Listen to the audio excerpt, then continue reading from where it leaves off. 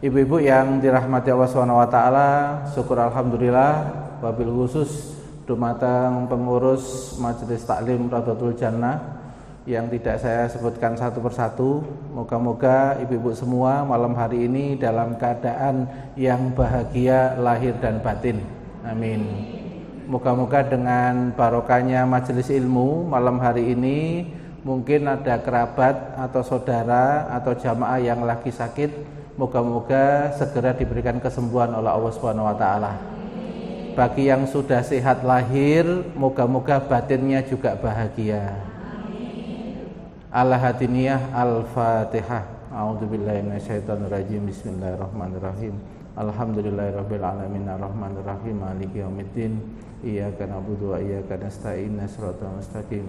Shiratal ladzina an'amta 'alaihim ghairil maghdubi 'alaihim waladdallin. Amin. Ibu-ibu yang dirahmati Allah Subhanahu wa taala, malam hari ini saya tanya dulu pertama, ibu-ibu tadi berangkat ke masjid ini dalam keadaan yang bahagia apa manyun? Alhamdulillah ya. Karena Allah itu senang kalau hambanya itu beribadah itu dalam keadaan bahagia, dalam keadaan yang sukarela, ya, enggak terpaksa. Bahasa Arabnya sukarela itu taat. Taat itu melakukan ibadah dengan sukarela. Jadi orang baru bisa dikatakan taat ketika dia melakukan ibadah, melakukan perintah, menjauhi larangan itu tidak ada hati yang tidak enak, tapi hatinya lega, hatinya plong. Itu tandanya berarti sudah levelnya taat. Nanti ada lebih tinggi lagi, Bu, levelnya abdun. Ya, abdinya Allah. Itu kalau melakukannya bukan sekedar sukarela, tetapi sukacita. Ya, karena yang diingat itu, yang merintah itu yang dicintai, yaitu Allah Subhanahu wa taala. Karena ingat Allah itu yang ngasih semuanya di dalam hidupnya. Ibu-ibu semua yang ada di sini punya paru-paru, Bu, ya? Punya, ya. Untuk urusan paru-paru, Allah itu menciptakan ciptaan namanya matahari, ya. Tanpa ada matahari enggak akan ada oksigen, Bu. Karena matahari itu diperlukan oleh tanaman untuk melakukan fotosintesis. Dan salah satu hasil fotosintesis itu adalah oksigen yang tersebar. Betul, Bu, ya? Padahal matahari itu termasuk bintang yang terbesar. Betul, Bu, ya? Itu untuk ngurus apa? Ngurus paru-paru kita. Berarti Allah itu sebagai Rabbul Alamin serius enggak ngurus kita, Bu? Serius. Sampai Quran mengatakan kulla yaumin huwa fisa'an.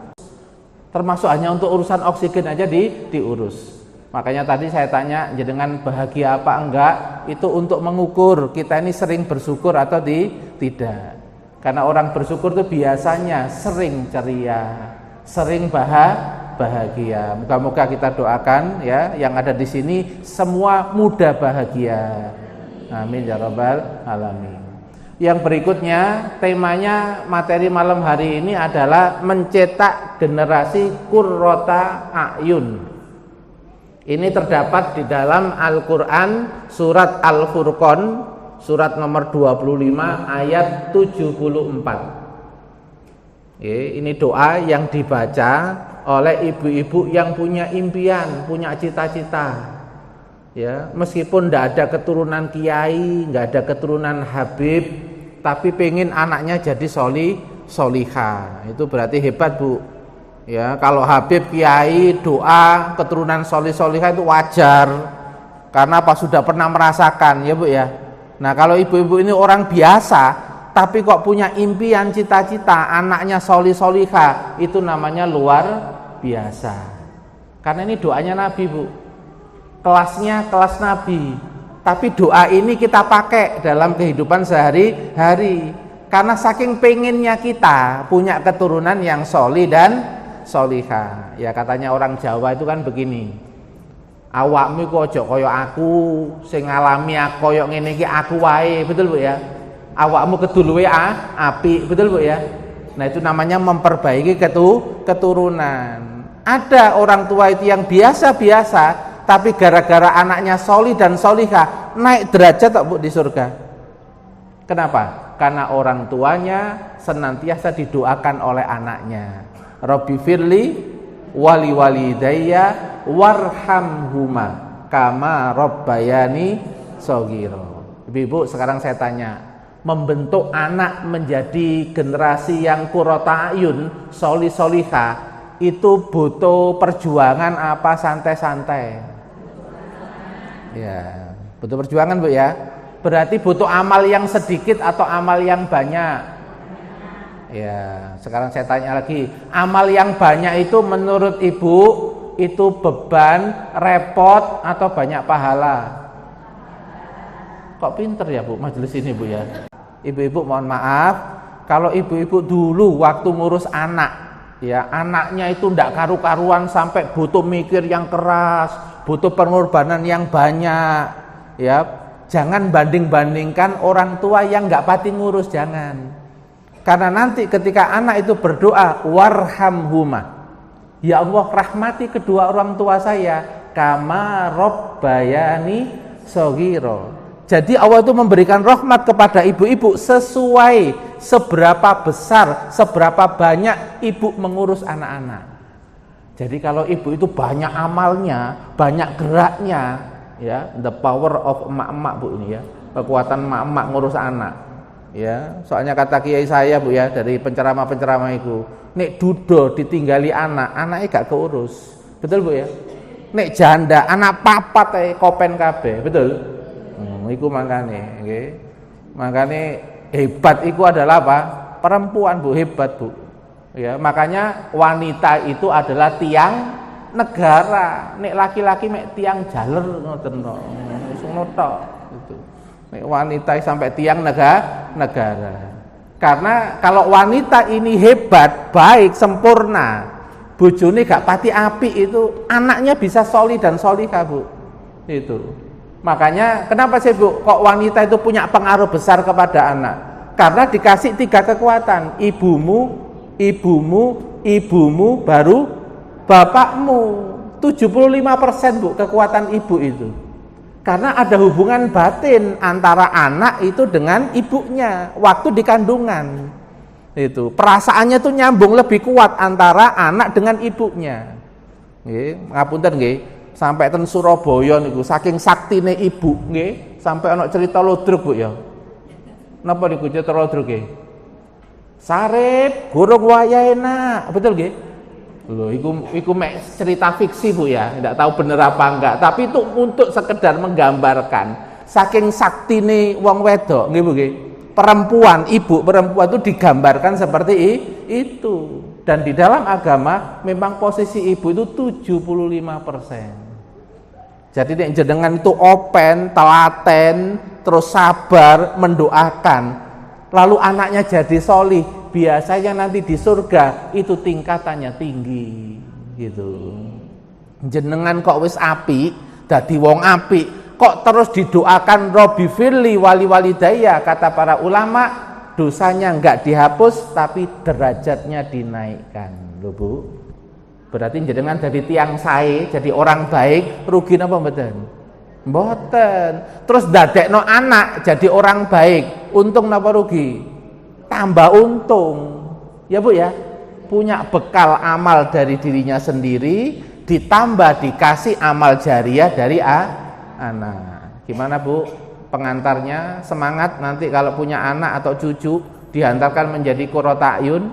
Semangat Bu. Oh, alhamdulillah Bu, niki saksi semuanya semangat ya. Engko nek kaken keluh kesah karo anake sing rodok patek gak iso diatur, nanti lapor ke saya ya. Bu, tanggal jam sekian 15 Juni mari isak sampean jare ngomong semangat ya. Gitu Bu ya. Nah, itu yang pertama ya. Nah, di dalam Al-Qur'an doanya Rabbana hablana. Rabbana, ya Rob kami. Kalau sudah menggunakan kata Rabbana itu kita minta supaya Allah ikut-ikut ngatur, ikut-ikut ngurus. Karena sudah menggunakan kata Rob. Rob itu mengatur, mengurus, mengendalikan, betul kadang menolong kita. Kita minta dibantu oleh Allah mengatur dan mengurus anak kita. Karena kita tahu kita lemah. Yang megang hatinya anak siapa Bu? Allah, bukan kita. Ya. Yang membuat anak itu nanti bisa dapat petunjuk kita atau Allah? Allah, karena Al-Hadi adalah Allah. Kita hanya sarana. Kita hanya ngasih media, pengantar, betul Bu ya? Tetap Allah yang memutuskan. Makanya kita itu tidak bisa sendiri ketika membuat anak jadi qurrata a'yun, maka kita panggil Rabbana, ya Tuhan kami, ya Rabb kami, hablana, berikanlah kepada kami, ya, min azwajina, pasangan-pasangan kami, wa dzurriyyatina, dan keturunan-keturunan kami. Menjadikan apa? Qurrata a'yun. Apa itu qurrata a'yun? Ini saya ambilkan dari salah satu kitab tafsir. Qurrata a'yun itu yang pertama adalah iya ja'alu uyunana tasurru bihim. Nek didelok iku nyenengno. Bu, sekarang saya tanya, jenenganku seneng sama anak yang pakai kopiah terus pergi ke masjid, apa rambutnya kruwel-kruwel terus nang jobo? Oh, kopiahan seneng nang masjid, itu berarti benar ya. Itu namanya berarti seneng delok wong-wong sing api, ahli ibadah. Yang kedua, wa nufusana tasrahu biru'yatihim. Dadanya itu lega, lapang. Ketika melihat dia itu lega, lapang. Kenapa kok lega dan lapang? Lihat perilakunya.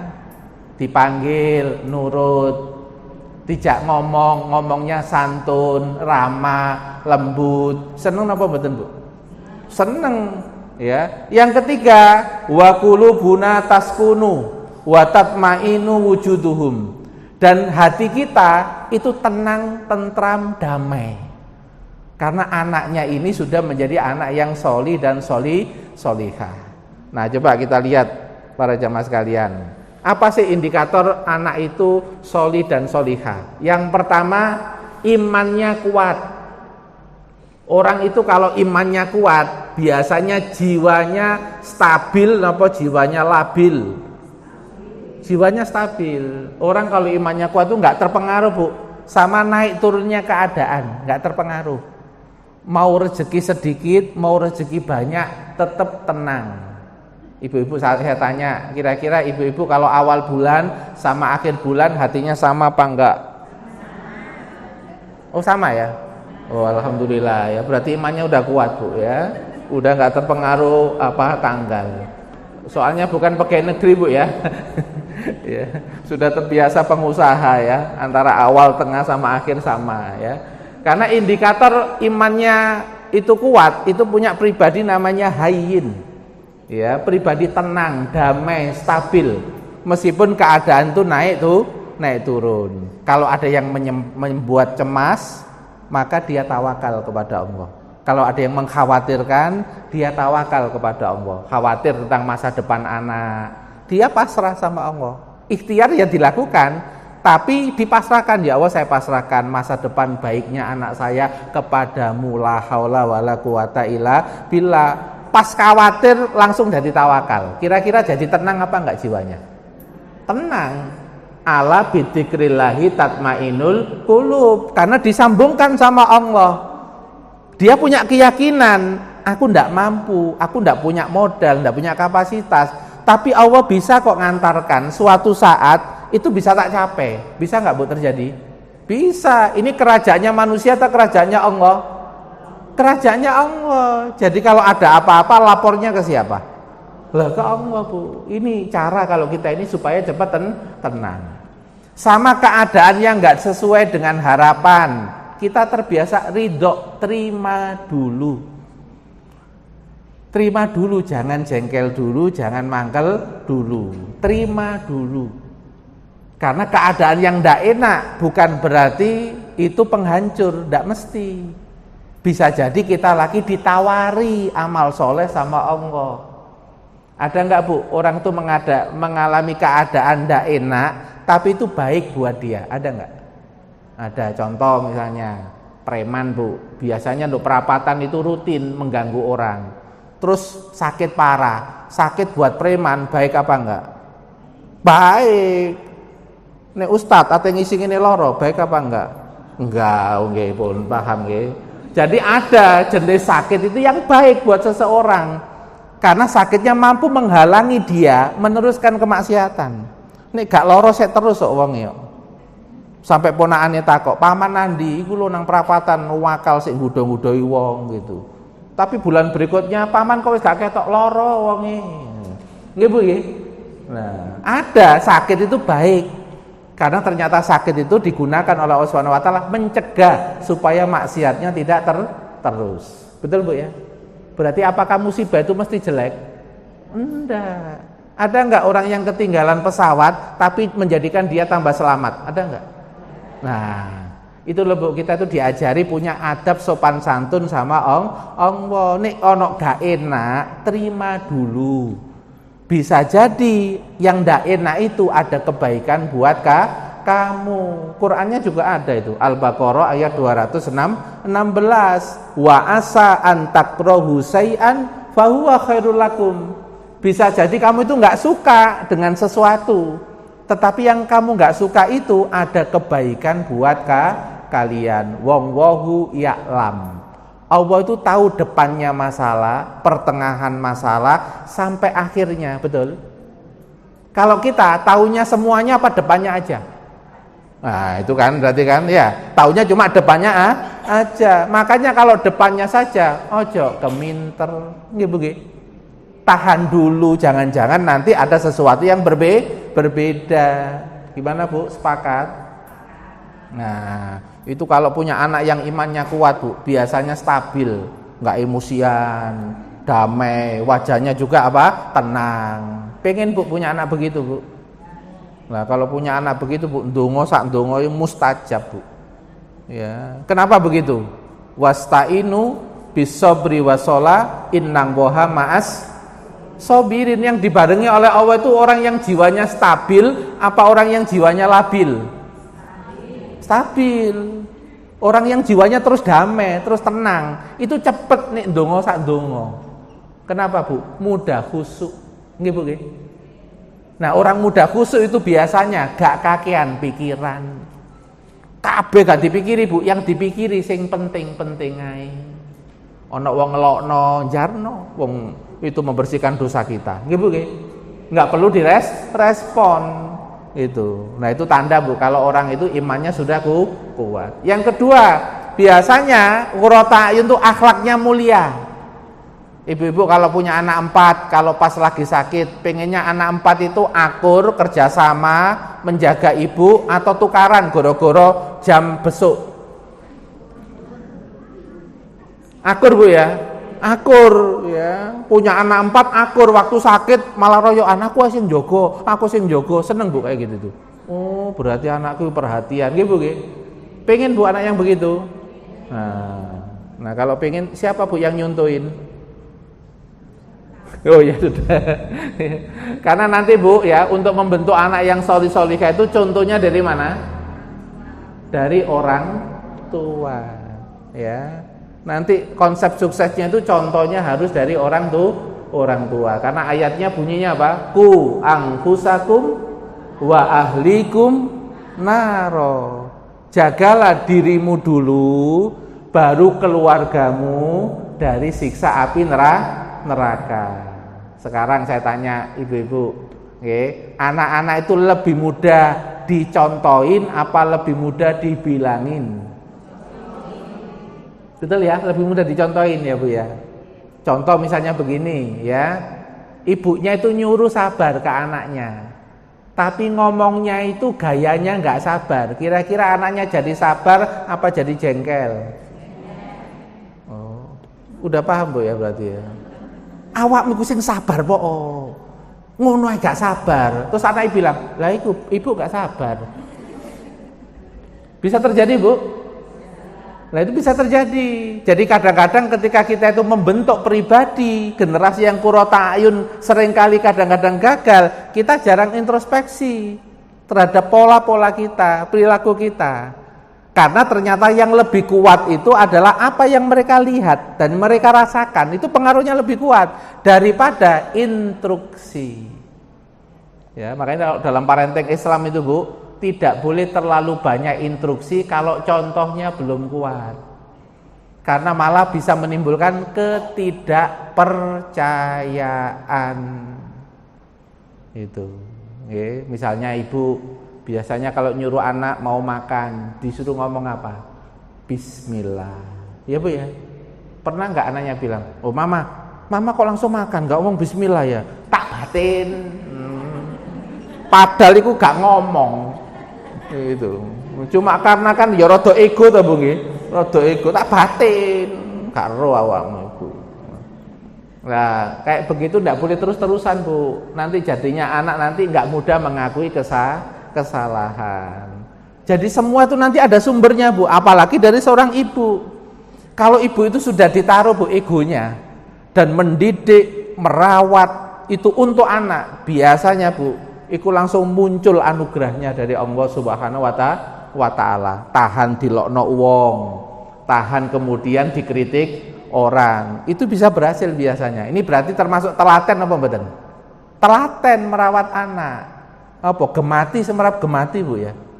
Kalau orang Jawa itu gemati, ya ngurusnya itu bisa detail, terperinci, perasaannya tahu, kemudian tahu kapasitasnya anak ini bisa apa enggak, sampai detail begitu. Kira-kira anak ketika dibegitukan rasanya nyaman enggak, Bu, anaknya? Nyaman. Kalau anaknya nyaman, ketika diinstruksi orang tuanya mudah nurut apa enggak? Mudah nurut. Jadi teorinya kalau dalam kejiwaan, kalau orang itu nyaman, biasanya cepat untuk berangkat. Tapi nek wonge gak nyaman, biasanya kalau diperintah, biasanya tertahan apa enggak, Bu? Tertahan. Makanya kalau dalam dunia parenting, itu yang dilakukan terlebih dahulu itu adalah apa? Nyamannya anak yang diperhatikan. Baru kemudian instruksi. Karena kalau kemudian nyamannya nggak diperhatikan, ya dia melakukan, tetapi karo murang-muring. Ada nggak model begitu, Bu anak? Yo ngelakoni tapi gerudak-geruduk, kabeh ditabraki. Ada, Bu? Ada. Lah itu karena tahapannya diinstruksi beberapa kali, anake gemringsingen, timbang aku gemringsing ngrungono ucapane mama, wis aku tak berangkat ae. Jadi dia itu belum ikhlas. Tetapi apa? Karena nggak tahan sama gemringsingnya ucapannya mama. Kayak begini penting apa mboten, Bu, dievaluasi, Bu? Penting karena nanti untuk pembentukan jiwa anak. Kalau kita semakin telaten dan sabar melakukan ini sebagai orang tua, nanti akan lebih mudah anak itu menjadi orang yang solih dan solihah. Nah, coba kita lihat. Ini gambar apa, Bu? Burung. Burung ini sebagai induk apa sebagai orang tua? Burung itu pernah, Bu? Orang tua burung pernah ada, Bu, itu? Kalimat begitu? Enggak ada ya, Bu ya? Enggak ada, ya. Maka biasanya kita sebut ini induk. Ya, karena ini binatang. Ya, maksudnya saya kenapa kok menampilkan gambar ini? Karena nanti ada perbedaan antara manusia itu dengan makhluk binatang ketika interaksi dengan anak. Kalau manusia itu bukan sekedar induk, tetapi nanti ada aspek akalnya diperhatikan, kolbunya diperhatikan, hatinya kayak apa. Tapi kalau burung yang diperhatikan cuma dua, Bu, fisik sama perasaannya aja. Ya, kalau tanya apakah burung itu sayang sama anaknya, sayang, perasaannya dikasih. Apakah dikasih makan, dikasih minum? Iya, dicarikan makan dan minum. Tetapi tidak ada akal, tidak ada kolbu, gitu. Nah, kalau kita nanti membentuk qurrata ayun, posisinya bukan seperti hewan, bukan hanya fisiknya saja, bukan hanya psikisnya saja, tetapi ada akalnya, berarti butuh ilmu, betul, Bu ya? Ada kolbunya, berarti harus disambungkan kepada Allah. Beda apa mboten antara burung sama kita? Beda. Itu. Makanya kemudian di sini para jamaah sekalian, orang tua bukan induk. Ya. Maka kalau mendidik anak harus punya hati dan punya ilmu. Punya hati maksudnya apa, Bu? Hati itu tempatnya iman. Dan orang itu kalau imannya kuat, biasanya kalau ke anak punya cita-cita. Sekarang ibu-ibu ada enggak ibu-ibu yang baca Qur'annya itu tertatih-tatih terus pengen anaknya jadi hafid Quran? Ada enggak? Ada. Itu namanya berarti karena imannya begitu tinggi, dia pingin anaknya enggak seperti saya, tapi lebih baik dari saya. Saya tanya, ada enggak ibu-ibu yang cuma lulusan SD, tapi anaknya pengen jadi profesor? Ada enggak? Ada. Nah itu tandanya berarti imannya kuat, punya optimisme, punya berbaik sangka kepada Allah. Aku meskipun sekarang wong cilik, tapi Allah itu janji kok pokoknya tenanan, cita-cita tenanan, didoakan, bisa sukses sok banyak contohnya. Kalau orang tua seperti ini tandanya imannya kuat kepada Allah. Imam Ali bin Abi Thalib mengatakan ulul himma minal iman. Tingginya cita-cita itu bagian dari keimanan. Jadi kalau orang itu punya keyakinan Bu yang kuat kepada Allah, dia tidak lagi melihat modal yang dia miliki. Ya, ngapunten nggih, meskipun melihat anaknya itu loh kena yang namanya fisik yang tidak sempurna, enggak lengkap. Tapi karena ibunya itu punya keyakinan yang kuat, tinggi cita-cita, anak yang cacat itu bisa terkenal enggak akhirnya? Bisa, Bu. Itu. Nah, itu karena apa? Karena memang ibunya punya iman yang kuat, punya cita-cita. Satu. Yang kedua, memang butuh ilmu. Karena nanti ketika kita ini mentreatment anak, tipenya anak di Al-Quran itu ada 3 nanti. Ya, tipe anak di dalam Al-Quran itu ada 3 tipe dan masing-masing butuh treatment, butuh pengelolaan yang beda-beda, Bu. Antara anak yang model A, model B atau model C. Ini kita butuh ilmu. Makanya hari ini nanti ibu-ibu kebagian yang anak seperti apa, ya, sekarang ini nanti kita lihat. Ya, yang pertama kita lihat, Bu. Ya, ada tipe anak itu yang perhiasan. Perhiasan itu secara fisik bagus, secara psikis tidak kena bad mood, tidak kena psikis fobia, takut, nggak ada trauma. Psikisnya bagus, fisiknya bagus, pikirannya juga bagus, pinter. Ya, diajari cepet nyantol. Ya, kira-kira kalau punya anak seperti ini seneng apa enggak perhiasan ini? Seneng, Bu. Nggih, al-malu wal banun zinatu hayatid dunya wal baqiyatus sholihat. Tetapi ditutup nanti dengan amal soleh itulah yang kekal, bukan anaknya. Maksudnya kalau anak yang perhiasan yang sudah menyenangkan secara fisik, fisiknya sehat, kemudian psikisnya juga sehat, terus pikirannya juga pinter, itu yang nanti akan bermanfaat menjadi qurrata ayun kalau dikasih amal soleh. Ya, itu namanya anak perhiasan. Yang kedua, nanti ada yang anak cobaan. Ya, itu di dalam surat At-Taghabun ayat 15. Surat At-Taghabun itu surat nomor 64 ayat 15. Ya. Di sana dikatakan innama amwalukum wa auladukum fitnah. Sesungguhnya harta-harta dan anak-anak itu ada yang jadi cobaan. Nah, kalau sudah anak jadi cobaan ini bisa jadi fisiknya enggak sempurna. Ada yang terkena cacat, ada yang terkena autis. Beda enggak, Bu? Nangani anak yang normal sehat sama anak yang autis. Beda atau Bu ya? Lebih berat yang mana? Yang autis karena butuh perincian. Itu. Kalau yang sehat ya perhiasan, nyenengkan, kita diam aja dia sudah bergerak. Ada enggak yang dikasih anak cerebral palsy, motoriknya enggak bisa bergerak? Ada, gitu. Nah, itu berarti dikasih yang fitrah yang kedua, namanya cobaan. Itu pun sama Allah punya potensi jadi qurrata ayun. Ya, nanti saya kasih contoh-contoh, Bu. Ya. Yang ketiga, nanti ada yang dikasih jatah anak musuh, ndak nurut, ya, nakal, kena narkoba, kadang minuman keras, sampai melu bonek Persebaya padahal wedok. Bisa enggak? Bisa, ada, Bu. Saya ada klien loh yang begitu. Ya. Berarti pada waktu itu terkena ayat At-Taghabun ayat 14. Surat nomor 64 ayat 14 dikasih jatah anak yang masih memusuhi. Ya ayyuhalladzina amanu inna min azwajikum wa auladikum aduwwal lakum. Wahai orang-orang beriman, nanti ada sebagian dari orang beriman itu yang pasangannya jadi musuh, tukaran.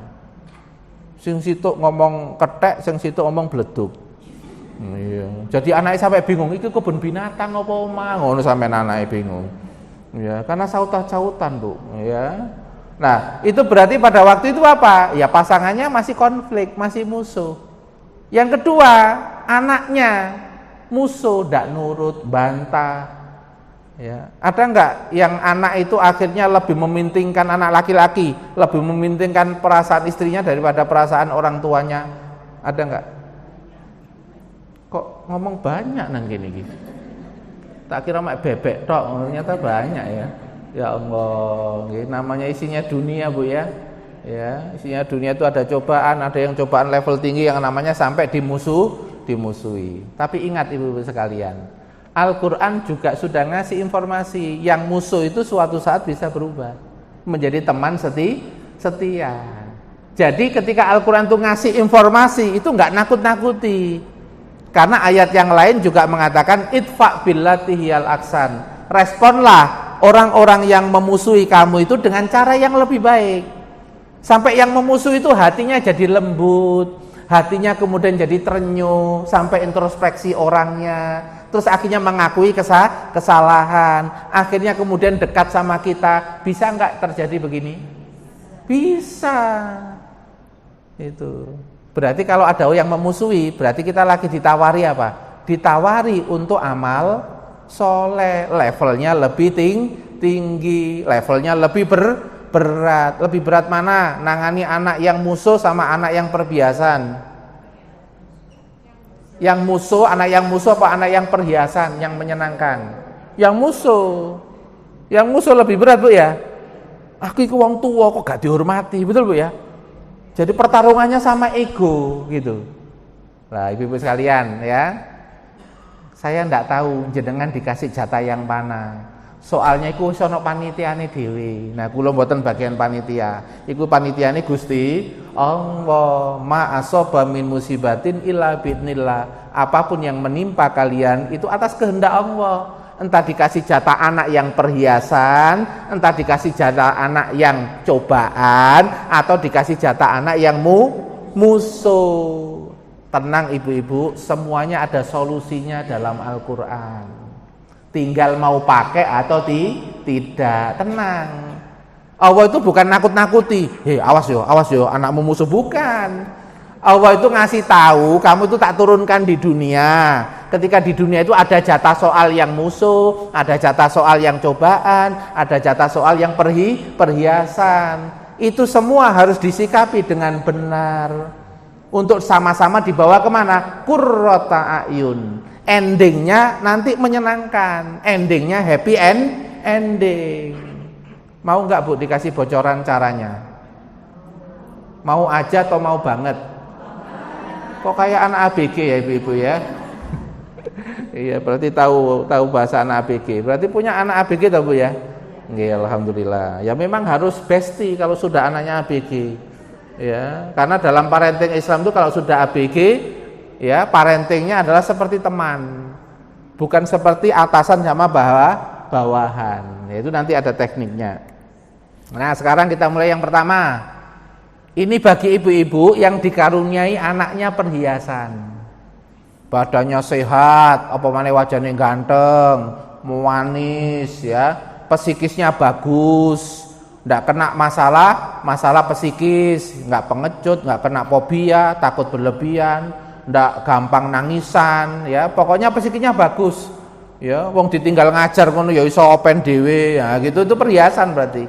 Ya. Nah, kalau dikasih anak perhiasan, itu caranya kalau dalam agama supaya nanti nggak jadi problem. Yang pertama adalah bersyukur, ya, mensyukuri, karena dikasih jatah yang lebih dibanding dengan yang lain. Soalnya nengok tonggo-tonggo iku anake ono sing dadi musuh, betul nggih? Ada anaknya yang jadi cobaan. Jenengan ketika bersyukur, alhamdulillahilladzi bini'matihi tatimmus sholihat. Jadi bacanya sempurna Bu. Alhamdulillah, segala puji bagi Allah, Engkau telah menganugerahkan anak seperti ini, yang dengan binikmati, dengan nikmat anak perhiasan ini, ya Allah, tatimmus sholihat. Saya mohon ya Allah, saya minta supaya saya ini mampu membawanya menuju amal soleh. Berarti ibunya kalau baca itu ada komitmen enggak Bu, membawa anak yang perhiasan menjadi qurrata a'yun? Berarti kan ada komitmen, karena mensyukuri sambil ada keinginan untuk taat kepada Allah. Nah ini harus ada Bu yang perhiasan, karena kalau anak perhiasan itu nanti tidak disyukuri, lain sakartum la azidannakum, kalau ibu bersyukur nanti ditolong sama Allah, kualitasnya tambah bagus lagi. Tapi kok nggak eling, nih itu pemberiannya Allah, tandanya nggak eling kan kadang pamer wongnya ya Bu ya. Gono uangku koyo anak-anakku itu, gampang tak atur, gak koyo anak tonggo lu ngerasani tonggo barang gitu Bu ya. Terus mari dong merendahkan konco arisan barang anak gak lulus barang, anakku lo nilainya 9, sampean piro 4 toh, anakku wis ngomong kok mau kok. Aku kena bocoran anakku lo Bu. Jadinya merendahkan orang lain. Nah itu namanya nggak jadi amal soleh. Dikasih anak yang berhasil bagus, tapi malah jadi sok-sokan. Berarti ini menjadikan tambah taat apa malah tambah maksiat? Maksiat. Nah itu kalau maksiat Bu, itu kalau Allah itu berkenan, itu bisa jadi anaknya nanti nggak pinter lagi. Pinter tapi nggak sukses bisa terjadi Bu. Itu. Karena Allah tidak suka apa yang diberi itu malah membuat orang itu jauh dari Allah Subhanahu wa taala. Lalu dikasih musibah supaya introspeksi. Tuh, Bu. Makanya ini kan saya kasih resepnya. Kalau anaknya sekarang sehat, lucu, manis, itu malah ketu tambah bersyukur, Bu. Sekarang saya tanya, apa bedanya Nabi Sulaiman sama Raja Fir'aun? Sama-sama kaya, sama-sama berkuasa. Betul Bu ya? Apa bedanya? Kalau Fir'aun keakuannya, aku berkuasa, aku kaya, karena siapa? Diriku sendiri. Itu Fir'aun. Tapi kalau Nabi Sulaiman, hada min fadli Rabbi. Nabi Sulaiman mengatakan, saya kaya ini, saya berilmu seperti ini, saya berkuasa seperti ini, kekuasaannya melebihi Fir'aun Bu. Kekuasaan binatang di bawah kendali Nabi Sulaiman. Betul nggih? Kekuasaan jin-jin yang nggak tampak-tampak di bawah kendali Nabi Sulaiman.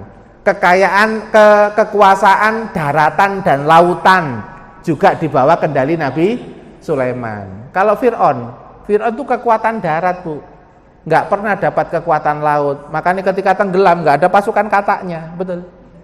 Nggak ada pasukan kataknya, nggak ada yang menyelamatkan. Wong nggak pernah latihan pasukan katak. Oh ya, wong dia itu hebat di daratan, betul gak Bu?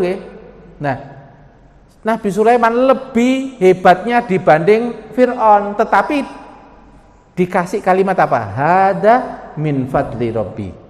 Jadinya sok-sokan. Akhirnya nggak jadi suka pamer. Wong ini titipan kok masa saya pamerkan.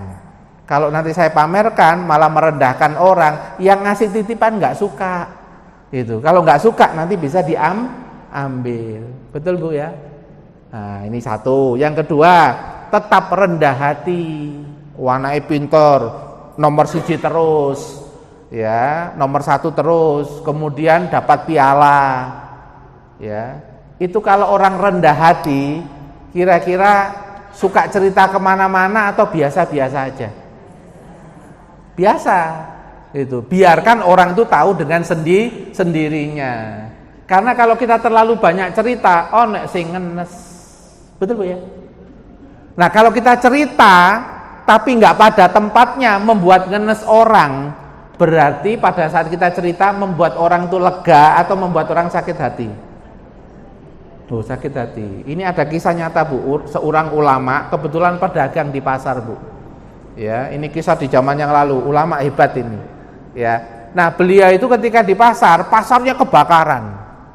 Tapi kiosnya ulama ini enggak terbakar sama sekali. Ya cuma satu itu, kiosnya ulama itu. Ya, memang ada riwayatnya Bu, kalau orang tuh suka menjaga hukum Allah, maka Allah akan menjaganya. Termasuk menjaga hartanya, menjaga keluarganya. Kalau hidupnya digunakan untuk menjaga Allah Subhanahu wa taala. Nah, ketika diberitahu sama orang-orang Bu, sama orang-orang, ulama itu kiosnya itu enggak terbakar, yang lain terbakar semua. Itu loh Bu, keceplosan ngomong alhamdulillah. Keceplosan ngomong begitu di hadapan orang banyak. Sejak itu beliau tuh istighfar puluhan tahun mengingat kalimat tadi itu. Karena saking lembutnya hatinya beliau. Memang nih alhamdulillah ikut tak ucapkan benar secara syariat, tapi kalau dikeraskan kasihan orang-orang yang dapat musibah. Berarti aku salah pilih. Alhamdulillah nang jero ati ae. Enggak usah tak keluarkan dengan lesan, kan boleh tak Bu ya? Boleh. Zikir itu bisa pakai hati, zikir juga bisa pakai lesan. Nah, ulama itu loh Bu, hanya gara-gara begitu tuh Bu. Itu istighfar puluhan tahun. Khawatir nggak diampuni sama Allah Subhanahu wa ta'ala. Nah Bu, ini mengajarkan Bu bagaimana seorang ulama yang tahu tentang akhlak itu sampai seperti itu. Ya moga-moga ibu-ibu kalau dikaruniai anak-anak yang perhiasan, moga-moga dimudahkan untuk rendah hati. Amin ya rabbal alamin. Sekarang saya tanya Bu, ibu-ibu yang dikasih anak perhiasan, mudah rendah hati, sama anak yang dikasih, ibu-ibu dikasih cobaan rendah hati, pahalanya besar mana? Besar mana ibu-ibu yang dikasih cobaan tapi bisa rendah hati, sama dengan ibu-ibu yang dikasih kelebihan, anaknya lebih-lebih tapi tetap rendah hati, pahalanya besar mana? Ini topiknya rendah hati ya, belum amal yang lain. Ini lebih besar yang pertama pahalanya. Kenapa begitu? Dia untuk rendah hati itu butuh perjuangan. Aku banyak kelebihan, ya pantas lah aku ngomong. Ini aku merendah, itu kan butuh perjuangan toh Bu ya. Maka rendah hati lebih besar pahalanya bagi orang yang banyak kelebihan. Nih orang itu banyak mengalami cobaan, rendah hati, ya pantas. Gak usah diajari ya wis. Paham Bu? Nah gitu. Makanya Bu, nanti level-level amal itu sesuai keadaan masing-masing orang. Ada orang diperintah bersabar. Satu orang dengan orang yang lain beda apa enggak? Beda, yang satu gampang, yang satu sulit. Kenapa yang satu mudah? Ternyata dia masa lalunya orang tuanya enggak pernah marah-marah. Nyontoinnya lembut, ramah dalam kehidupannya. Sehingga dia terbiasa hidup dalam suasana yang lembut dan ramah. Ketika ada ayat perintah bersabarlah, yo enteng, betul. Tapi kalau anak yang satunya, bapak ibunya tukaran, ya, kalau kemudian tukaran pakai ekspresinya keluarga Sidul Betawi, yo ekspresif banget ya, sampai tonggoe kedengeran, tonggo 40 rumah kedengeran ya, sampai terkenal. Ya keluarga iku kok rame ya, tukaran. Ini kalau disuruh sabar butuh perjuangan apa enggak? Butuh perjuangan loh Bu. Nah, maka di sinilah Bu, makanya kalau orang itu melakukan amal soleh itu sesuai keadaannya masing-masing. Bisa jadi dia itu pahalanya lebih banyak karena perjuangannya lebih besar. Ibu Ibu, saya tanya, kalau orang miskin qanaah puas dengan pemberian sama orang kaya qanaah, besar pahala yang mana? Besar mana pahala orang kaya yang qanaah sama orang miskin tapi qanaah? Qanaah itu apa tuh Bu? Menerima puas hati dengan pemberian dari Allah. Ini orang kaya qanaah gak usah diajari. Sopo sing gak iso qanaah? Wong saulan 20 juta. Noding nang mall gak ndelok angka, langsung ambil gitu. Gak qanaah ya apa gitu Bu. Nek orang miskin nang mall yo ndelok angka piro iki, sampai suwe didelok-delok lho. Nggih Bu. Makanya butuh perjuangan. Nah untuk amal soleh qanaah orang miskin pahalanya lebih besar. Tapi kalau rendah hati orang kaya lebih besar. Ono bagian dewe-dewe Bu, tenang. Jenengan pun ada jatahnya pahalanya sendiri. Kadang wong sugih oleh pahala akeh, kadang wong miskin oleh pahala akeh. Tergantung masalahnya. Gimana Bu? Gitu Bu ya? Iya, kula niki ngibur Bu, wong sing miskin-miskin bareng kula hibur. Ya gak susah, nggih. Nah, ya Bu ya, kalau dikasih nikmat berarti rendah hati supaya Allah tambah seneng. Cah hambaku situ ini cah sugih tapi kemudian tidak sok-sokan. Ditambah biasanya Bu. Iku tetap dijadikan distributor. Amanah tak tambahi wingi tak kei 2 miliar berarti tak kei 4 miliar. Soalnya pinter bagine, cocok. Nah, gitu. Nggih Bu nggih? Iya, terutama sing miskin kebagian seweneng. Tepak itu Ustaz ya. Yang ketiga ya. Nah, ada pola parenting tetap. untuk anak-anak yang sudah perhiasan, pola parentingnya 0 sampai 7 tahun tetap raja, harus dimuliakan, tidak boleh dikasari. Karena 0 sampai 7 tahun itu baru instingnya, pikirannya belum sempurna, jadi belum bisa dikasih pemahaman-pemahaman yang detail-detail, masih belum bisa Bu, diajari yang macam-macam belum bisa. Tapi yang diperbanyak apa? Treatment untuk membuat jiwanya damai, tentram dan bahagia. Makanya 0 sampai 7 tahun itu harus banyak bermain anak-anak, jangan dikekang. Ya, pengen apa? Kalau nanti mengarah ke bahaya, melarangnya seperti melarang seorang raja. Adik, itu kalau begini nanti begitu. Adik ya. Nah, pakai kalimat yang pelan. Karena secara psikis dia masih sensitif. Cuma cobaan Bu, Bapak Ibu sekalian, umur pernikahan 0 sampai 7 tahun itu kritis-kritis. Sing gelek kontrakan, gitu Bu nggih. Sing gelek macam-macam, kadang tukaran antara pasanganmu muda.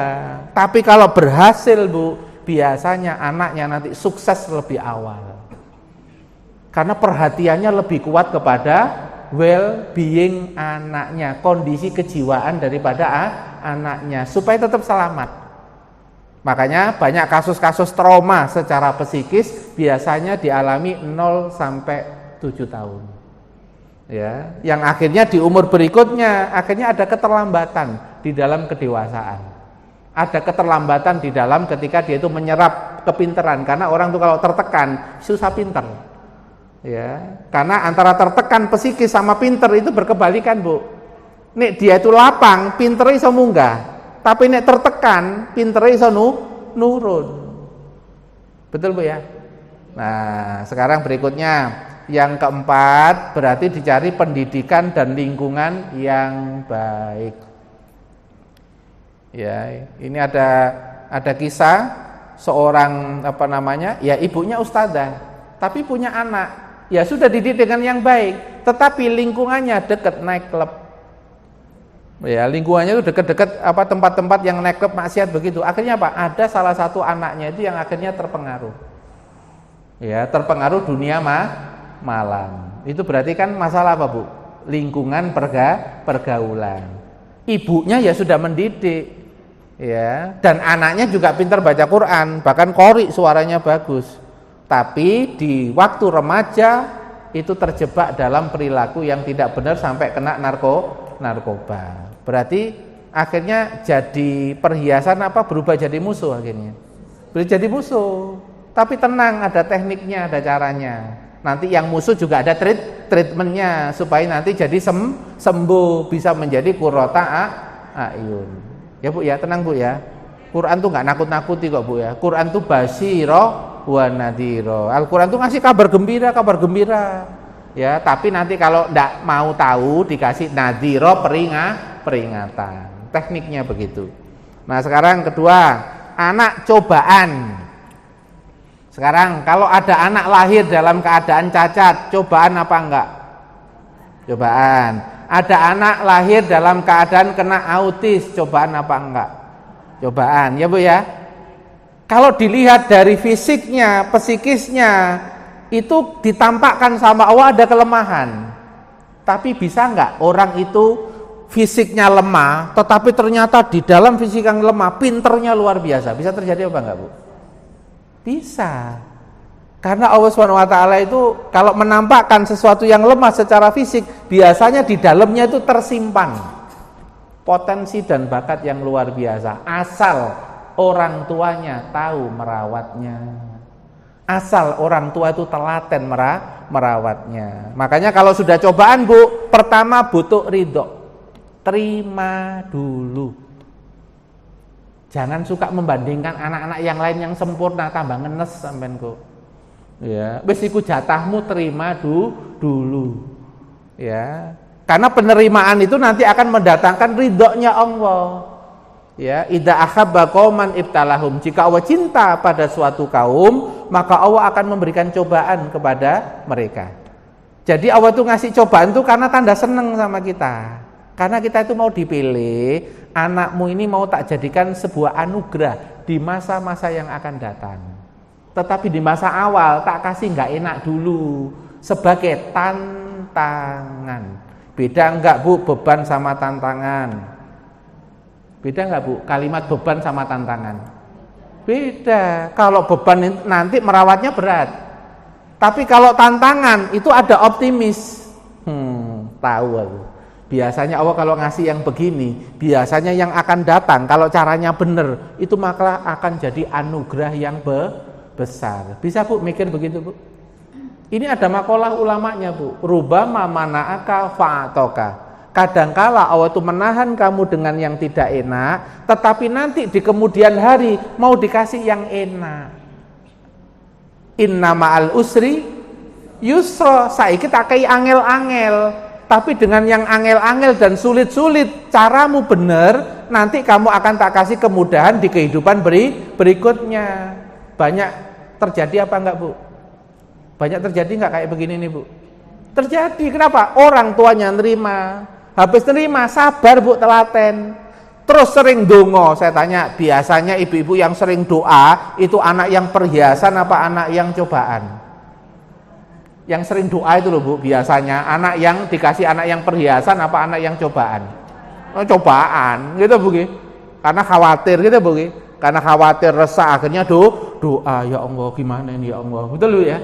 Ya, itu juga caranya Allah juga ya, supaya ibu itu dipanggil terus menghadap kepada Allah karena tipenya begitu, nek seneng lali. Ya, nek longgar terus mari ngono gak eling apa-apa ngono, eling awake dhewe gitu. Nah, dikasih yang cobaan itu juga cara Allah membuat kita itu menjadi hamba yang lebih dekat. Apa-apa Allah itu minta tolong kepada Allah. Nanti anaknya selesai, kira-kira diteruskan nggak menghadap kepada Allahnya? Diteruskan. Anak ini wakal buka karu-karuan. Mari ngono dadi ahli tahajud. Kenapa? Soalnya dikasih resep kiai. Ya, ini awakmu pengen anakmu waras, gak nakal, tahajud, njaluk sama Allah. Syaratnya loro tok, situk awakmu terima dikasih jatah anak kayak begini, nggak usah murang-muring terima. Yang kedua terus njaluk tolong Gusti Allah. 2 tahun mari anak gak nakal meneh. Kira-kira tahajudnya dilanjutkan apa diputus? Iku nek tahajudnya diputus, biasanya dibalik meneh Bu biasanya. Remedi, ujian ulang. Wong anakmu iki tak garap iku supaya awakmu ngadep nang aku kok. Anakmu mari kok lupa menes. Balik soal anyar. Ya. Naudzubillah min dzalik ya. Itu caranya Allah Bu. Jadi kadang ada masalah itu malah Allah itu menambah amal soleh. Meskipun awal-awal kepeksa. Gitu Bu nggih.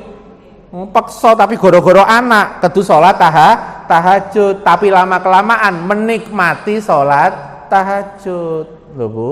Dari kepeksa mari ngono seneng akhirnya dijadikan kebiasaan lho Bu, melalui perantaraan anak nakal akhirnya dapat amal soleh tahajud. Ngono iku mari ngono matur suwun nang anakku.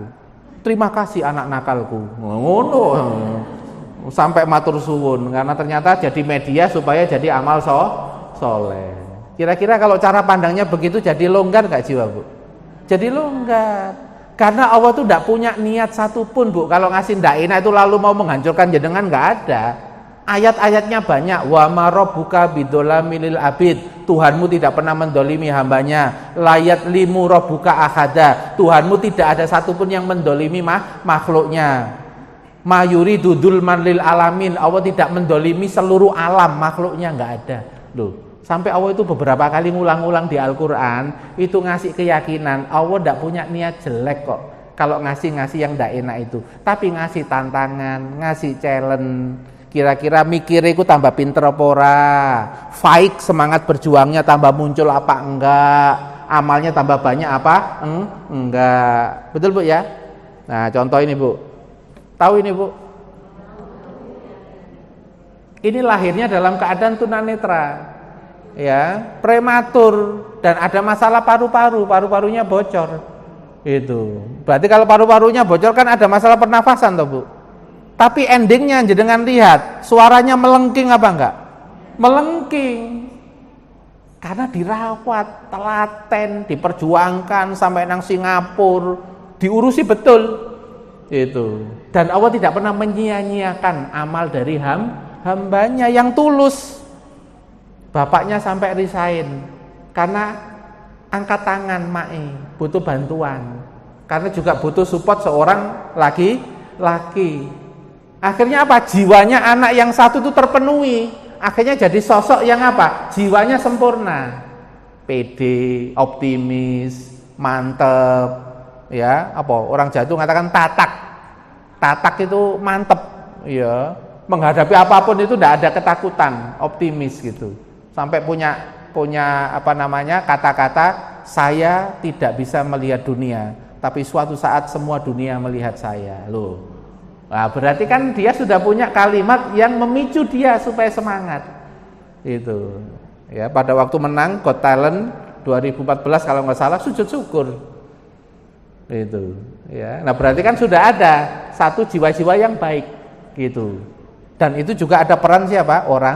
Orang tuanya yang bukan sekedar induk tapi sebagai orang tua. Secara perasaan dipenuhi jiwanya, secara akal juga diajari, secara hati ya didoakan. Ya, saya lihat ibunya yang kekuatan doanya ibunya itu pas anaknya lagi tampil itu ibunya gini, Bu.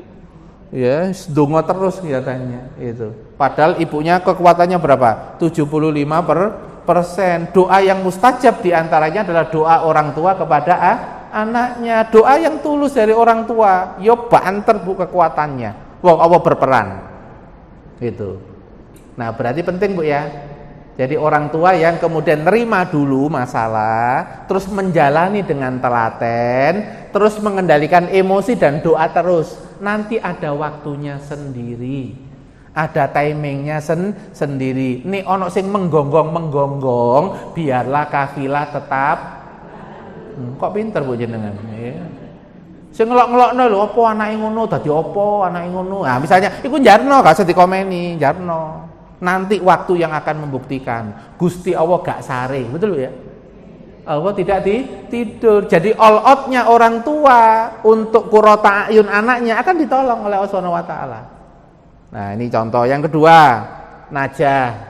Ini waktu lahir cerebral palsy, Bu. Ya, ototnya nggak bisa digerakkan, lemah begini. Dan ibunya itu sudah punya cita-cita anaknya ini mau dijadikan hafidz Quran. Tapi ketika anaknya lahir dalam keadaan begitu, agak ngedon, Bu. Ya, cuma muncul lagi semangat ketika diberitahu oleh dokter kalau otaknya nggak ada masalah. Cuma motoriknya aja. Tapi otaknya sempurna, nggak ada masalah. Mosok hafal Quran tuh perlu gerak-gerak begini, terus nendang-nendang begini, kan nggak ada toh Bu ya? Nggak, berarti kan secara kinestetik nggak dibutuhkan untuk menghafal Quran. Pokoknya otaknya sempurna, mulai bangkit lagi Bu, orang tuanya. Berarti cita-citaku tetap bisa berhasil. Pokoknya tak berdengarkan terus saya Al-Quran. Ternyata Bu, Masya Allah, kalau yang Putri Aryani matanya buta, dikasih kelebihan di pita suara, betul? Kalau yang ini Bu, kelemahannya di otot-ototnya, tidak bisa gerak, kelebihannya di otaknya kayak fotokopi. Jadi kalau ngerekam Quran itu seperti rekaman, keluarnya sama, tahu halamannya, tahu barisnya, juz keberapa, itu sampai apal ini. Sampai almarhum, ya almarhumlah Syekh Ali Jabir mencium kakinya. Itu maksudnya ulama mencium kaki itu karena ini Quran sudah menyatu di tubuh anak ini. Jadi bukan menyium jasad tubuh anak ini sebenarnya, sedang mencium Al-Quran yang sudah menyatu menjadi kesatuan daripada anak ini. Karena semuanya Quran yang keluar dari anak ini. Ya, juz berapa, halaman berapa. Loh, itu ulama sampai hormat. Bukan hormat pada anak ini Bu, karena ada Al-Quran yang sudah menyatu di dalam anak ini. Bu, gimana Bu? Berarti apapun jatah anak kita, ibu harus optimis atau pesimis? Optimis bersama Allah, berbaik sangka kepada Allah. Itu Bu ya. Lah, ibu pas merawat anak kecil ya gak terkenal Bu awalnya Bu. Mosok nang omah terus ono videone nggak ada dulu waktu kecil ngerawat apa namanya Najah ini. Tapi setelah 10 tahun berikutnya masuk TV no betul. Masuk, ada waktunya, dikasih kegembiraan sama Allah, dan kegembiraannya itu ndak karu-karuan. Wong jadi nomor 1, juara. itu. Dan akhirnya bisa keliling kemana-mana. Padahal kemarin waktu merawat nang omah, sampai acara sinetron lo gak ngerti. Sinetronku tersanjung 1, 2, 3 sampai geblak gak ngerti sampean. Karena ngurusi anaknya tadi. Ya tak Bu nggih? Padahal tonggone iku guyang-guyu Bu, ketawa-ketawa lihat sinetron, dia nggak bisa Bu ngerawat anaknya. Betul Bu ya? Jadi ingat Bu, apapun yang jenengan korbankan itu nanti nggak sia-sia. Ya, nanti kalau anak ini berdoa Bu, Robbi filli wali walidayya warhamhuma, rahmati kedua orang tua saya ya Allah, kama robbayani, sebagaimana kedua orang tua saya itu mengurus saya, merawat saya. Jadi kalau jenengan tuh merawat dan mengurus anak selama perjalanan menjadi qurrata ayun, merawatnya kok banyak, nanti di surga ketika di alam kubur rahmat Allah diturunkan ke jenengan lebih banyak dibandingkan ibu yang lain. Tapi saiki ketokane kan luwih soro to Bu nggih. Ya, kadang sampai gede ngono iku Bu, sampai besar, saya masih ngurus anak karena anaknya masih belum menikah. Betul Bu? Ibu-ibu kepikiran nggak nih anaknya masih belum menikah? Kepikiran, berarti masih berupa cobaan. Nah, resepnya sama dengan ini. Terima dulu nggak apa-apa. Engko nek ana sing nglamar terus gak sida, berarti harus husnudon lagi. Pasti nih aku hafal Gusti Allah iki. Ngene iki biasane digelokne sing luwih apik ngene iki daripada sing gak jadi. Itu begitu Bu, amal hatinya dijaga terus.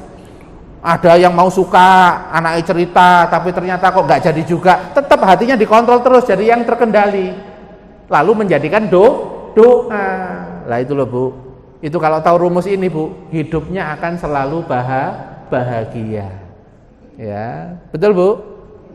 Ini terakhir berarti musuh. Niki terakhir Bu, jangan khawatir ngantuk. Menesuk wae masak. Ya, ini yang terakhir terkait dengan ada yang dikasih jatah anaknya musuh. Ya. Waktu kecil sudah dididik, sudah diajari, tapi ternyata besar. Ada nggak yang sampai kena kasus narkoba? Ada nggak yang sampai kecanduan minuman keras? Banyak. Itu. Nah, kalau anak sudah jadi musuh, ini juga ada resepnya Bu.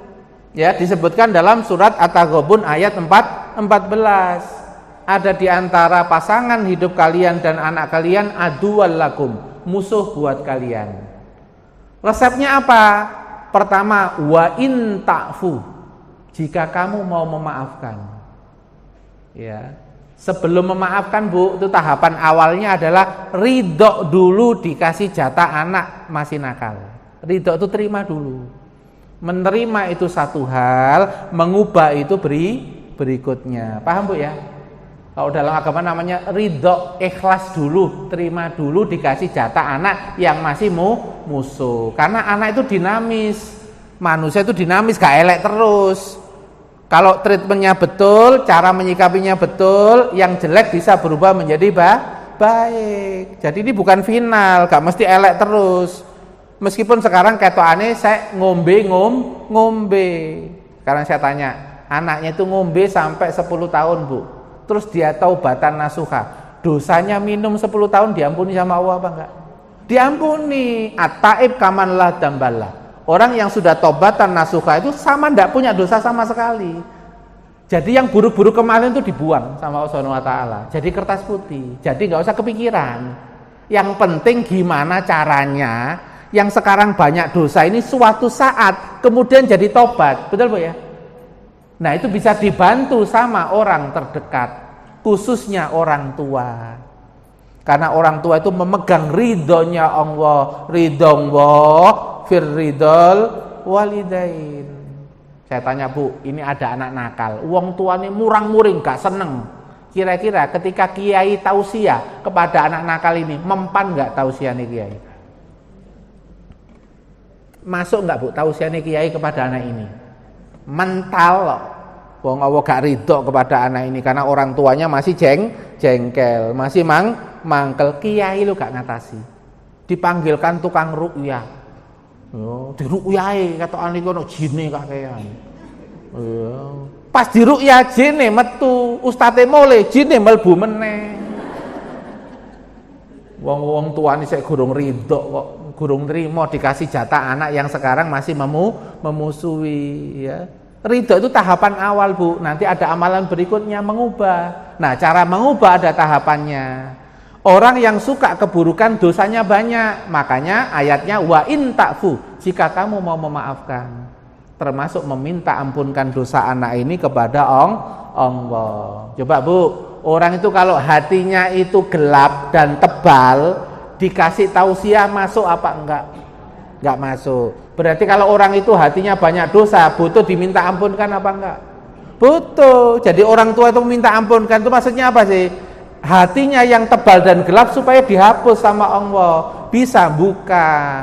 Nanti pas ngrungokno khutbah Jumat, khutbahnya kok pas dia dapat hidayah. Engkau pas dapat kiriman WA, video ceramah, dibuka dia dapat hidayah. Karena orang tuanya meminta ampunkan dosa, loh Bu. Gitu Bu caranya. Mau bukti Bu kisah nyata?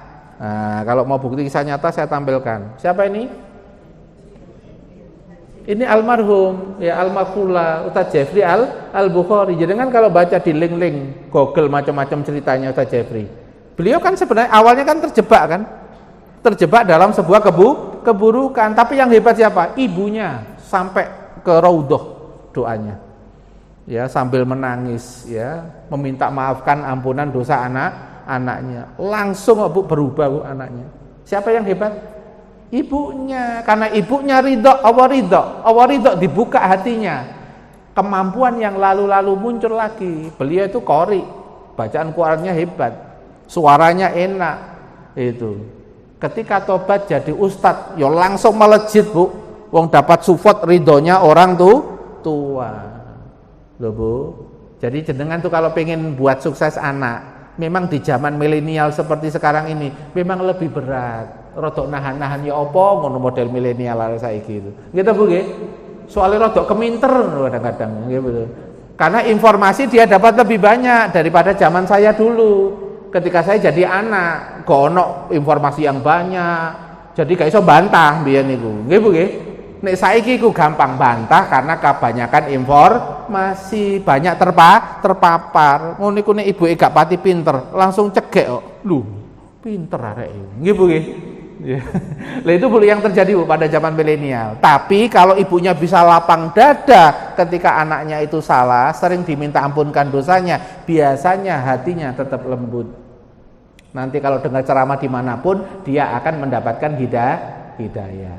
Loh Bu. Yang kedua berikutnya wa in tafu wa tasfahu. Ini arek sudah jadi musuh, tetap diperlakukan dengan baik saja. Soalnya kalau orang itu sudah buruk biasa atine atos. Atine atos dikasari, tambah atos apa tambah lembut? Tambah atos. Ya, ditausiai gak melbu gitu Bu nggih. Engko nek dikerasi tambah atos. Akhirnya apa? Yang bisa adalah apa? Dilembuti gitu aja. Dituruti semampunya, dilembuti, nanti kalau doakan. Ini ada kisah nyata Bu. Seorang ibu yang dulu pada saat ketika ibu ini karir, anaknya nggak teropeni. Sampai anaknya ini terjebak kepada keburukan kecanduan minuman keras. Ngono lho Bu. Ya, napa Bu? Ngombe-ngombe lho Bu. Ya. Lah, ibunya ini ketika punya anak seperti ini ya orang-orang kampung yang nggak suka, ya banyak menghina anak ini. Tapi yang aneh, ibunya ini melakukan sikap yang luar biasa. Ibunya ini akhirnya apa? Mengevaluasi masa lalu. Lalu mengaku salah kepada Allah Subhanahu wa taala. Ya Allah, ini ada peran saya. Dulu waktu saya sibuk-sibuk karir, saya itu banyak tidak memberikan perhatian dan kasih sayang sehingga jiwanya itu ruwet, terus kejebak sama lingkungan. Dia istighfar Bu. Itu. Setelah istighfar, ketika anaknya dari minuman keras pulang, itu dimasakkan air panas Bu. Coba bayangkan. Berarti dimarahin apa disayangin Bu? Tetap disayang. Karena ingat, ini saya harus bayar. Ya, bayar sayang dulu. Saya yang kurang. Ini sekarang akan saya bayar. Ya. Ketika dia tertidur, dilus-elus Bu, didoain, rutin dilakukan sampai berbulan-bulan, sampai akhirnya ibu sekalian, ibunya ini mendadak wafat. Ya, apa yang terjadi ketika ibunya yang penyayang, lembut wafat, anaknya malah taubatan nasuha. Kenapa Bu terjadi begitu? Kalau dalam jiwa gimana prosesnya? Anak ini kan kehausan kasih sayang dan perhatian Bu di masa lalu. Lalu kemudian ibunya itu memberikan sepenuh hati padahal dia itu perilakunya buruk. Di tengah-tengah orang-orang itu mencela dia, tapi ibunya malah menyayangi dia, lembut sama dia. Dia terjadi introspeksi, merasa kehilangan sosok ibu yang lembut dan sayang. Saya harus membalas kebaikan ibu. Dan satu-satunya cara membalas kebaikan ibu, saya harus jadi orang baik. Saya harus jadi orang baik dan mendoakan orang tua. Bu, sekarang saya tanya, amalannya ibu tadi yang tidak karu-karuan dibalas nggak sama Allah? Dibalas, meskipun balasannya setelah beliau wafat. Memang dipilih jatahnya dibalas ketika wafat. Nah, iku ono panitiane, Bu. Kene gak melu-melu apa dibalas waktu kita hidup atau dibalas kita wafat. Wis ono panitiae, ya. Kita tidak bisa mengatur dan mengurus itu. Yang kita bisa lakukan adalah melakukan yang terbaik sambil berdoa kepada Allah. Bu, berarti kalau ibu nanti dicurhati sama teman, dicurhati sama tetangga, ada anaknya nakal, berarti pakai treatment ini, Bu. Ya, ridhong wa fir ridhol walidain. Ngapunten nggih sebagai penutup ceramah saya. Dulu pesantren, Bu. Arek-arek nakal itu, Bu, karena bapak ibu itu enggak bisa ngopeni. Itu ditaruhnya di mana? Di pesantren, titip sama kiai. Tapi kiainya pesen, Bu, tetep ridho ya, meskipun anak modele koyok ngene ya, tetep ridho ya, ojo murang-muring, ojo jengkel, mboten napa-napa, ndak apa-apa, nanti akan saya rawat di pondok ini, gitu. Betul Bu ya? Akhirnya jadi anak soleh apa enggak?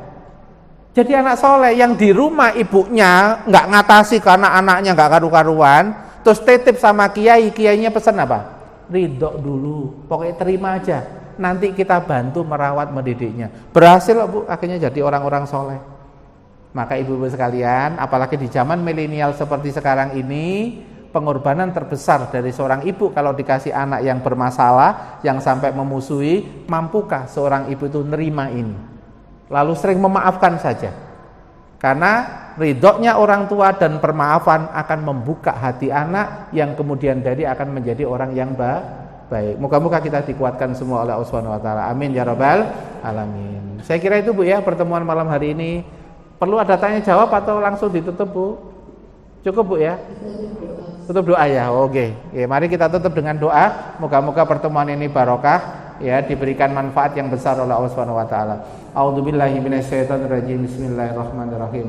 Allahumma shalli wa sallim ala sayyidina Muhammadin wa ala ali sayyidina Muhammadin walhamdulillahi rabbil alamin. Allahumma ighfir lana wa liwalidayna wa li jami'il muslimina wal muslimat wal mu'minina wal mu'minat al ahya'i minhum wal amwat.